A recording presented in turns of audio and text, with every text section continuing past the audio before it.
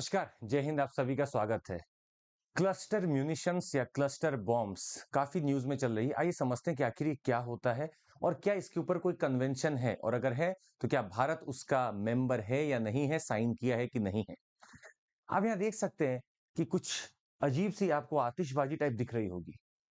ये cluster bombs का बस लास्ट स्टेज है, जहां पे जब वो गिर रहा होता है तो आप देखिएगा कैसे वो आसमान में पूरा फैल चुका है और चारों तरफ वो गिर के वहां भी फट रहा है। दीज आर क्लस्टर म्यूनिशंस या क्लस्टर बॉम्ब्स। कहा जाता है कि इसको आप एयर ड्रॉप भी कर सकते हैं, ये टैंकों पे भी लगा के लॉन्च किया जा सकता है, सरफेस से भी लॉन्च किया जा सकता है, और ये जब गिरता है हवा में से, अभी हम आपको प्रोसेस दिखाएंगे, तो हवा में ही इसका एक केस खुलता है और इसके अंदर से बॉम्बलेट्स निकलते हैं जो चारों तरफ फैल जाते हैं। क्यों नुकसानदायक भी है, अभी आपसे चर्चा करेंगे, but this is our cluster munitions, जो आप इमेज देके समझ सकते हैं कि इस पूरे से बड़े कैस्केट में ये छोटा छोटा देखिए बॉम्ब रखा गया, जिसको बॉम्बलेट्स के नाम से जाना जाता है। वर्ल्ड वॉर टू की वो कहानी है जहां जर्मनी अपने पूरे चरम सीमा पे चाहता था कि मैं सब कुछ हथिया लूं। उसने क्लस्टर बॉम्ब्स का इतना भरपूर यूज किया वर्ल्ड वॉर टू में कि बस आपको क्या बताया जाए। और किसी भी तरीके से वो बम भर भर के लगता रहा था ताकि वो जब गिरे तो कुछ भी उसके रास्ते में आए, personnel, tank, power lines, infrastructure, घर, कुछ भी हो, सब तबाह हो जाता था। और शायद इसी वजह से, इसके दुष्प्रभाव को देखते हुए, इस पे कन्वेंशन बनाने की भी बात उसी समय से चल रही थी। तो ये क्लस्टर बॉम्ब की बात है। जब ये क्लस्टर बॉम्ब हवा में से जा रहा होगा, आप देखेंगे you will have a fuse in it. कुछ प्लेट्स होंगी जो कि पुश करेंगी, और जब ये हवा में चल रहा होगा तो आप देख सकते हैं पीछे वाला जो पार्ट है इसे बाहर निकलेगा, ये पीछे वाला पार्ट बाहर निकलेगा, और जैसे ही वो बाहर निकलेगा अपने साथ सारे छोटे छोटे बॉम्बलेट्स को लेके निकलेगा। अब ये दोनों पार्ट बस केस था, ये जाके कहीं भी गिर सकता है, पर ये जो बॉम्बलेट्स हैं अब ये प्रोजेक्टाइल मोशन को फॉलो करते हुए चारों तरफ फैल जाएंगे। तो अगर एक ही एरिया में जबरदस्त तरीके से आप छोटे छोटे बॉम्बलेट्स डालते रहेंगे तो हुआ क्या, वो कहीं भी गिर सकता है। अब आपको ये पता नहीं चलेगा कि वहां नागरिक थे या नहीं थे, वहां लोग रह रहे थे कि नहीं रहते, वहां स्कूल थे कि नहीं थे, आपको पता ही नहीं चलेगा। अगर मेरा एक बॉम्ब कहीं जाके गिरे कंक्रीट जगह पे तो एक एरिया पे नुकसान होता है, ये तो हवा में कहीं भी फैल सकते हैं। हो सकता है जाके स्कूल में गिर जाए, हो सकता है जाके हॉस्पिटल में गिर जाए, तो कोई अंदाजा नहीं लगा सकता क्योंकि इनको गाइड नहीं किया जा सकता है। ये फ्रीली अपना प्रोजेक्टाइल मोशन को फॉलो करके कहीं भी जाके गिर सकते हैं।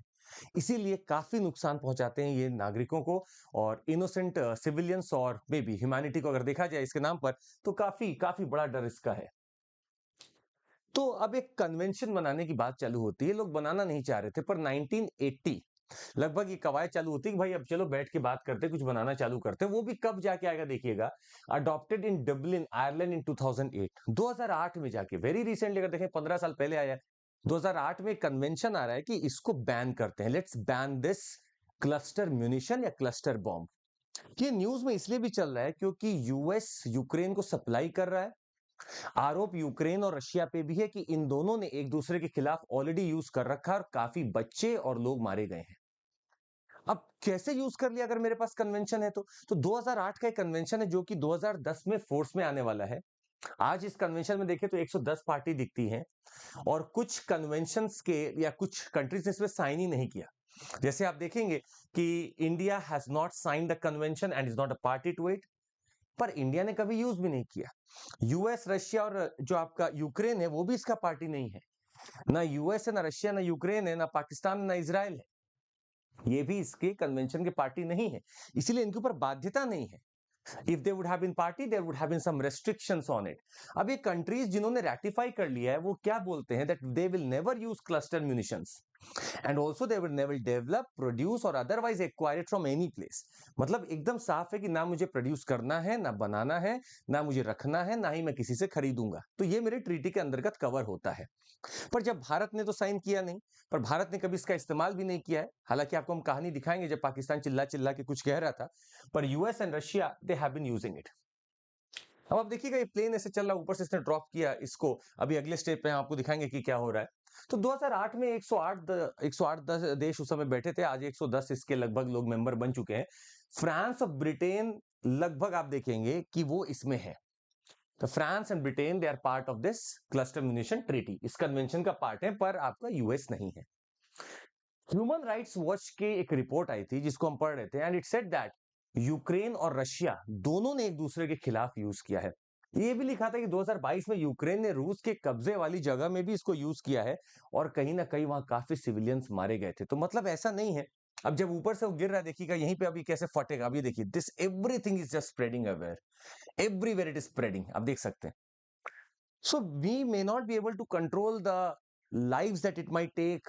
तो ये हो सकता है इनोसेंट लोगों को ही वहां खत्म कर दे, या फिर किसी ऐसी जगह गिर जाए जो कि आपका बहुत इंपॉर्टेंस वाली, जैसे स्कूल हो, हॉस्पिटल, जहां पे लोग शेड लेते हैं, वहां गिर सकता है ये। तो रशिया और यूक्रेन पे तो ह्यूमन राइट्स वॉच ने इसके ऊपर इल्जाम भी लगाया कि आप ऐसा कर रहे हो। अब देखिएगा, आप गिर रहा है ये, देखिए जहां गिर रहा है, आप देखिएगा वहां क्या हालत हो रही है, बस लगातार फटते जा रहा है, लगातार फटते जा रहा है। तो रूस, अमेरिका और यूक्रेन, तीनों ही देशों ने 2008 की क्लस्टर बमों के इस्तेमाल पर रोक लगाने वाली यूएन की संधि पर साइन नहीं किया है। इन तीनों ने ही नहीं किया है। तो ये क्वेश्चन प्रीलिम्स में भी आ सकता है और इंडिया के लिए स्पेसिफिक आएगा, क्या इंडिया ने किया है या नहीं किया। तो ये क्लस्टर बॉम्ब की अभी तक की कहानी थी। हम कुछ और चीजें भी इसमें जोड़ना चाहेंगे आपसे। यूनाइटेड स्टेट्स ने इसको काफी यूज किया है। It has been used in South East Asia, Cambodia, Laos, Vietnam में यूज किया है इसका 1960s और 70s में। पर्शियन गल्फ, मतलब जब गल्फ वॉर हो रहा था तब भी यूज किया है। फॉर्मर यूगोस्लाविया के खिलाफ यूज किया है। तो लगभग इराक से लेकर पर्शियन गल्फ, या फिर आप बोले south East Asia, US has used it. अब ऐसा देश जो कि अपने आप को पावरफुल बताता है, डेवलप्ड बताता है, और वो इस तरह से यूज कर रहा है, तो नीचे कमेंट करके बताइएगा आपको क्या लगता है कि यूएन को इनको सैंक्शन नहीं करना चाहिए था। आज यूएस हर किसी को सैंक्शन करता चल रहा है डॉलर के लिए, कि आप डॉलर में ट्रेड नहीं कर सकते, आप ये नहीं कर सकते। Why not a sanction on US? नीचे कमेंट करके बताइएगा कि आप इस पक्ष में है कि यूएनएससी की एक मीटिंग होनी चाहिए, यूएनजीए की एक मीटिंग होनी चाहिए और यूएस के ऊपर सैंक्शन लगाना चाहिए कि how dare you use this weapon which is actually against humanity. नीचे कमेंट करके जरूर बताइएगा। पर आपको एक और चीज के बारे में बताना चाहेंगे। पाकिस्तान भी 2019 में बड़ा चिल्ला रहा था कि देखिए भारत ने मेरे खिलाफ क्लस्टर म्यूनिशन बॉम्ब का यूज किया है। हमने उस समय भी क्लियर किया कि देखिए ऐसा है, आप जो बॉर्डर के इलाके के आसपास अपने जो लोगों को, टेररिस्ट लोगों को बैठा रखे हैं, उनको एक जगह दे रखे हैं, हम तो उसको तोड़ने में लगे हैं। हम क्लस्टर म्यूनिशंस का यूज नहीं कर रहे, हम तो बम फेंकेंगे वैसे ही खत्म हो जाएगा। तो हमने तो वहां बम गिराया, वो फट गया। अब आप इसको क्लस्टर मानिए या कुछ भी मानिए, we know that we are not against humanity. हम लोग तो हमेशा ह्यूमैनिज्म को फॉलो करने वाले लोग हैं। तो हम लोग तो बस उस कैंप को हटा रहे थे जो आपने वहां हमारे बॉर्डर के पास लगाया था, ताकि वहां से घुसपैठी आप कर सकें या घुसपैठियों को भेज सकें। इसीलिए हम लोग कोशिश कर रहे हैं कि इसको रोका जाए। और ये गलत इल्जाम लगाया गया था, ऐसा कुछ भी नहीं था। खैर, आपको एक और बॉम्ब के बारे में बताते हैं। इसका नाम है थर्मोबारिक वेपन या फिर वैक्यूम वेपन। वैक्यूम बॉम्ब या थर्मोबारिक वेपन है ये। अब ये क्या होता है देखिएगा, एक बॉम्ब है, वो जहां जाके मान लीजिए स्ट्राइक किया, यहां पे स्ट्राइक किया, तो अभी यहीं बैठेगा ये। अब इसमें छोटा सा एक एक्सप्लोजन होगा। उस एक्सप्लोजन से क्या होगा, एक एरोसोल निकलेगा।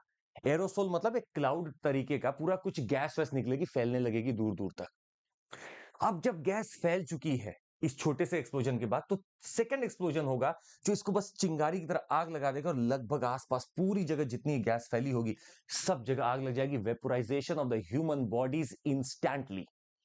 ये है थर्मोबारिक या वैक्यूम वेपन। वैक्यूम भी क्यों कहते हैं कि जब ये सेकंड एक्सप्लोजन हो रहा होता है तो इतनी ज्यादा हीट यहां होती है कि एयर अंदर की तरफ गश करती है।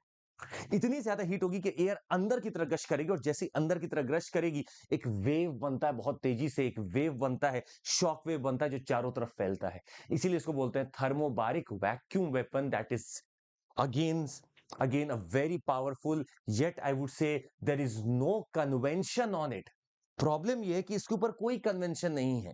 क्लस्टर म्यूनिशन के खिलाफ तो हमें कन्वेंशन दिखा, पर इसके खिलाफ तो लोगों ने अपना दिमाग लगाते हुए ही रोक लिया कि there is no convention on it. एक 1980 का कन्वेंशन है ऑन सर्टेन कन्वेंशनल वेपन्स, पर इसमें कुछ लोगों ने, कुछ देशों ने मिलकर थर्मोबारिक को बाहर कर लिया। They may have managed to avoid an explicit ban on the thermobaric weapon, इसको बाहर कर दिया। अब ये इंपैक्ट सोचिएगा, अगर किसी बिल्डिंग के पास गिरा है तो बिल्डिंग में जितने लोग हैं सब वहीं के वहीं राख हो जाएंगे। ये अगर मिलिट्री फैसिलिटी में गिरा वहीं राख हो जाएंगे, कोई बचेगा ही नहीं। It is such an instant heat that is generated. तो पहले एरोसोल क्लाउड दूर तक फैल जाएगा, अब आग लगेगी। अभी तुरंत इतना बड़ा एक्सप्लोजन हुआ, पहले अंदर की तरफ हवा गश करेगी और फिर बाहर की तरफ आग लेके चली जाएगी। The thermobaric weapon.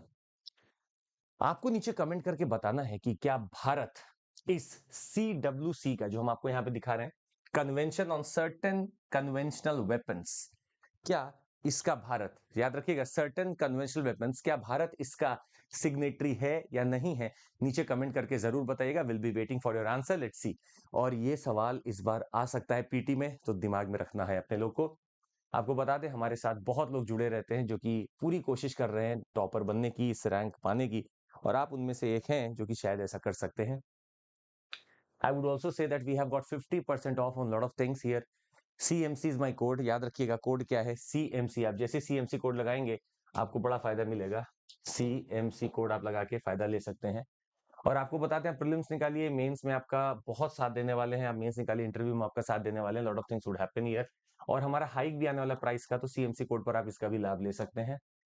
Plus RM batch हमारा चलता रहता है, तो CMC कोड पर आपको उसका भी एक लाभ मिल जाएगा। EMI में फैसिलिटी है और ऑप्शंस हमारे पास अवेलेबल है। ऑफलाइन भी चालू है, आप मिल सकते हैं आके ओल्ड राजेंद्र नगर में या मुखर्जी नगर में। बहुत बहुत धन्यवाद आप सभी का। Thank you so much, take care, जय हिंद।